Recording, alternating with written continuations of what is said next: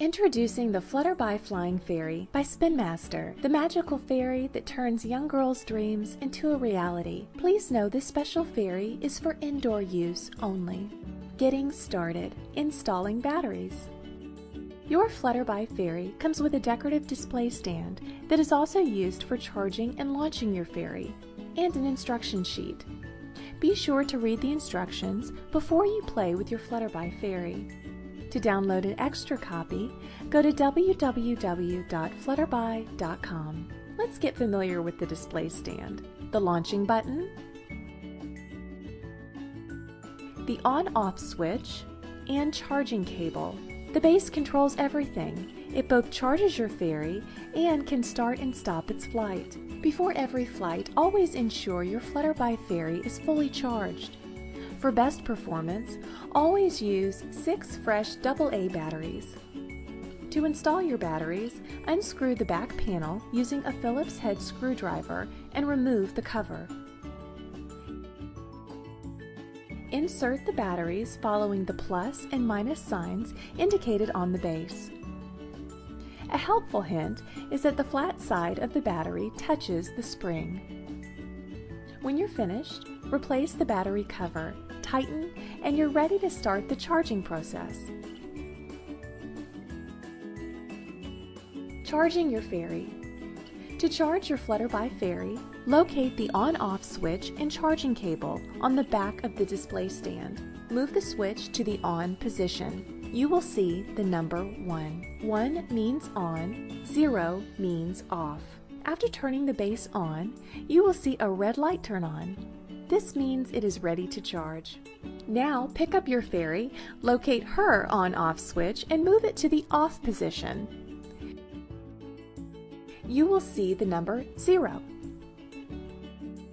Next, take the charging cable attached to the stand and insert it into the charging port on the side of the fairy's skirt. Once connected, you can put her back on her display stand. The light on the stand will now start to blink red. This means the fairy is being charged. After about 30 minutes, the light will turn to an orange shade and blink faster.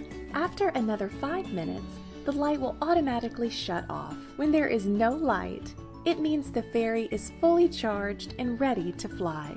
In total, it will take about 30 to 35 minutes for a full charge. Finally, remove the charging cable from your fairy and switch the display stand back to the off position. This will reset the stand before you can begin flying. Flying your fairy.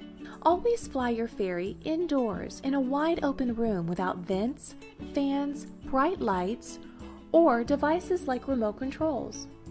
These items can interfere and make it difficult to control your fairy. To begin, switch both the stand and the fairy to the on position. You'll notice a yellow-colored light will flash inside the fairy's skirt. This means she is charged and ready to fly. Now put her back into the stand and put the unit on a horizontal flat surface. Double check her petals are down and can move freely. The red light on the base means she is ready to fly. Push the button on the front and watch her take flight. Guide her with your hands as she dances across the room. She will fly with you between 5 and 6 minutes before she needs to rest and recharge. Stopping the fairy in storage. To stop your fairy from flying, push the button once to make her come down slowly, and twice if you want her to stop flying right away. There's no need to worry about damaging your fairy when she drops. She's built with durable materials, resistant to impacts. To store your fairy, place her in the stand and make sure both the stand and the fairy are turned off. Always remember, you may need to charge her again before her next flight.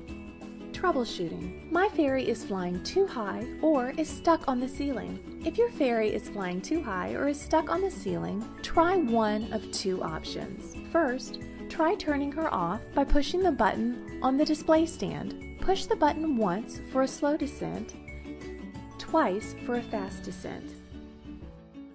Then, reset the on-off switch on her skirt.